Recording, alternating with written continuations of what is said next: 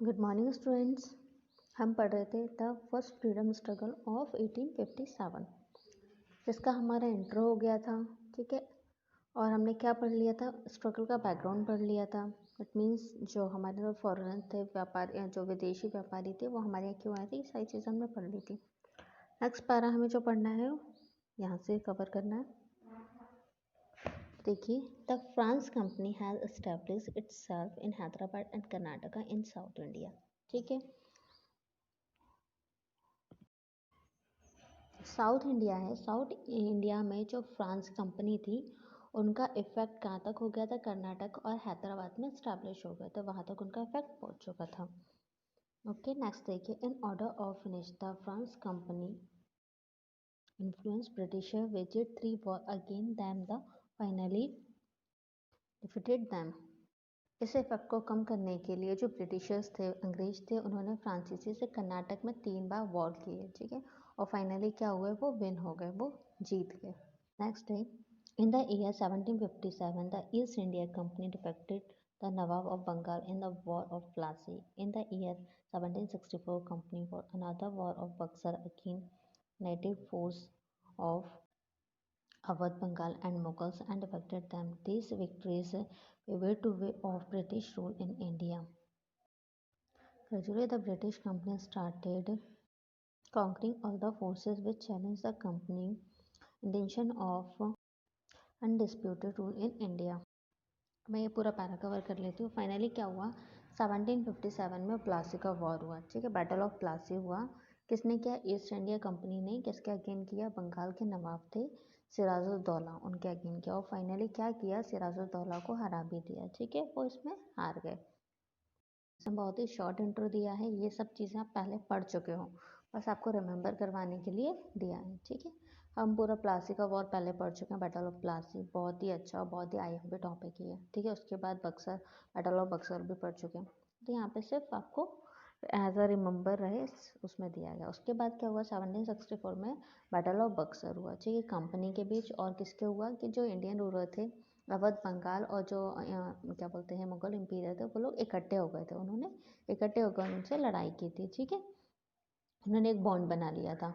Finally क्या हुआ, company और ये जितने भी बंगाल और क्या बोलना चाहिए, आपके मुगल एम्पायर के लोग जितने भी साथ में हो गए और उन्होंने क्या किया, फाइनली बैटल किया।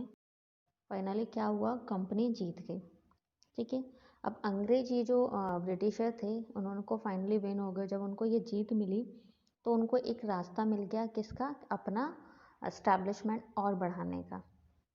धीरे धीरे कंपनी ने क्या किया, सभी जो भारतीय पावर्स थे उनको ख़त्म कर दिया। धीरे धीरे अपनी सारी पॉलिसी लाने लगे, अपने रूल्स रेगुलेशन लाने लगे। फाइनली क्या हुआ, बंगाल में उन्होंने अपना क्या किया, वर्चस्व इस्टेब्लिश कर लिया। दैट मीन्स अपने ही उन्हीं की यहाँ पे सारी चीज़ें चलेंगी। ठीक है, बाद में उन्होंने क्या किया, मैसूर, मराठा, सिंध, पंजाब, और पंजाब में जो सिख थे उनको क्या दिया, सिक्स ने उनको चैलेंज दिया, उनको भी इन्होंने हरा दिया। ठीक है, जितने भी अपने इंडियन स्टेट थे उन पे सब पे क्या हुआ, इन्होंने सबको जीत लिया और धीरे धीरे क्या किया, अपना एरिया बढ़ाते गए। ठीक है, एक्सटेंड करते गए अपने एरिया को। धीरे धीरे उनका जो कब्जा था, एरिया बढ़ने लगा। पहले वो सिर्फ एक कंपनी इस्टेब्लिश करने आए थे, सिर्फ ट्रेंड करना चाहते थे, व्यापार करना चाहते थे। अब धीरे धीरे उनको पॉलिटिकल पावर चाहिए था, तो वहाँ के जो राजा थे, वहाँ के जो छोटी छोटी जगह थी, उनसे उन्होंने वॉर किया और उनको जीतना शुरू किया। सबसे पहले उन्होंने क्या किया, उनकी जो नेबरिंग कंट्रीज थी उनको जीतना शुरू किया। ठीक है, उनसे वॉर किया, उनसे जीतना शुरू किया, या फिर उनसे बॉन्ड किया, उनसे संधि की कि हम ऐसा ऐसा करेंगे, आप हमारे लिए ये करो और हम बदले में आपको ये देंगे। तो ऐसा सबसे पहले उन्होंने किससे स्टार्ट किया, अपनी नेबरिंग कंट्री से स्टार्ट किया।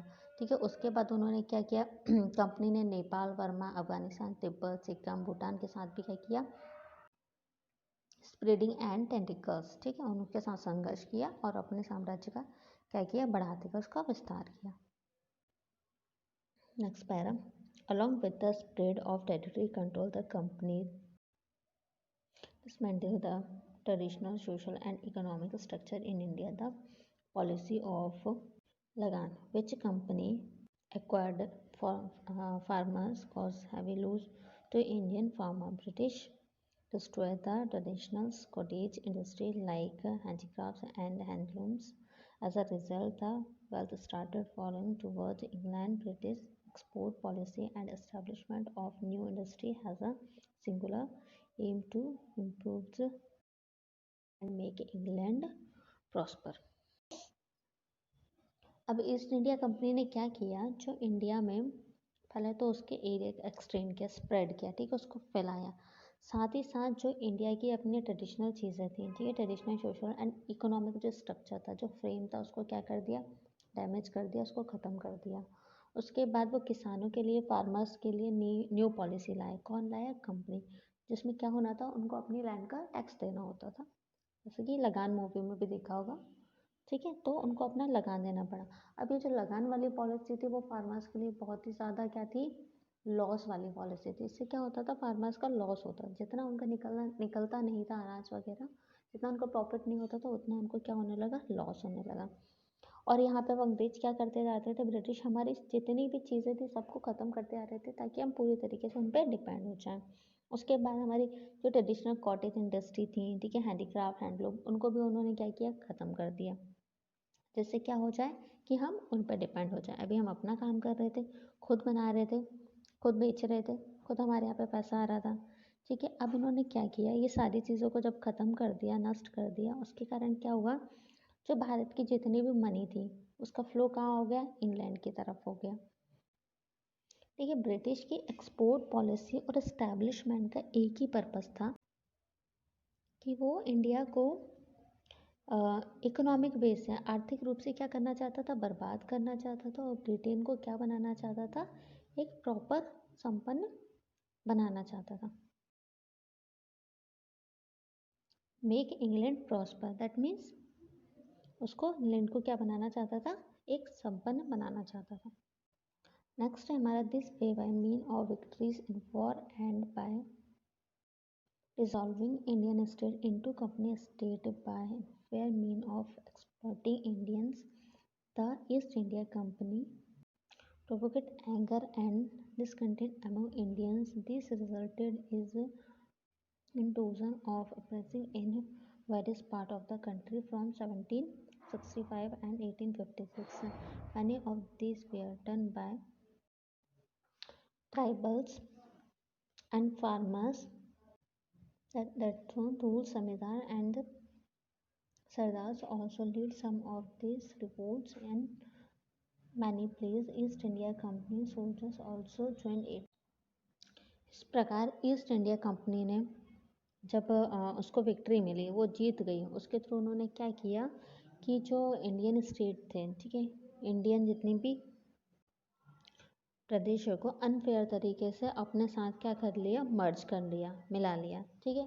जब ऐसा हुआ तो वहाँ जो रहने वाले लोग थे, ठीक है, जो अपने इंडियन जनरल पीपल थे, जो जनता थी, उनका इन्होंने क्या किया, एक्सप्लॉयटेशन किया, ठीक है, इसका शोषण किया।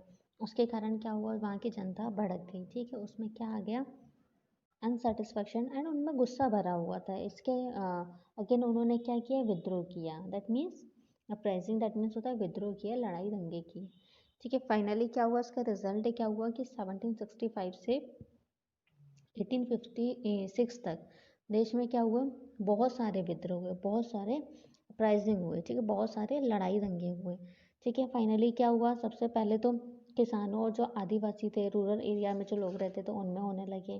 फिर हमारे यहाँ के जो फार्मर्स थे उन्होंने पार्टिसिपेट किया, जमींदार और अपने सरदार, इन सब के क्या होने लगा, ये इन सब उनके लीडर्स थे जिन्होंने क्या किया, उनको लीड किया, ठीक है।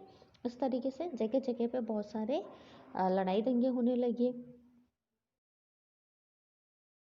Finally east India company soldier also join it, finally क्या किया, ईस्ट इंडिया कंपनी के जो सोल्जर्स थे उसमें उन्होंने भी इसको ज्वाइन किया। नेक्स्ट देखिए,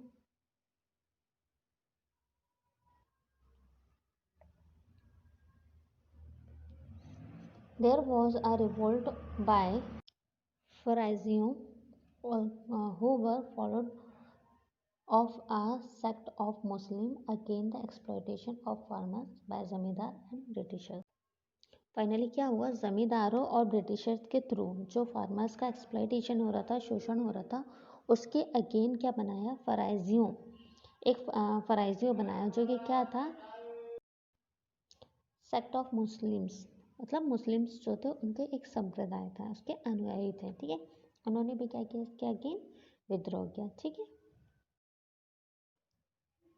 इसके बाद जितना भी है आप लोग एक बार रीड करिएगा, द कॉजेज के पहले जो कॉजेज हैं, जो उसके कारण है, उसके पहले का जितना भी है रीड करिएगा। नेक्स्ट वीडियो में हम कवर करेंगे। Thank you so much.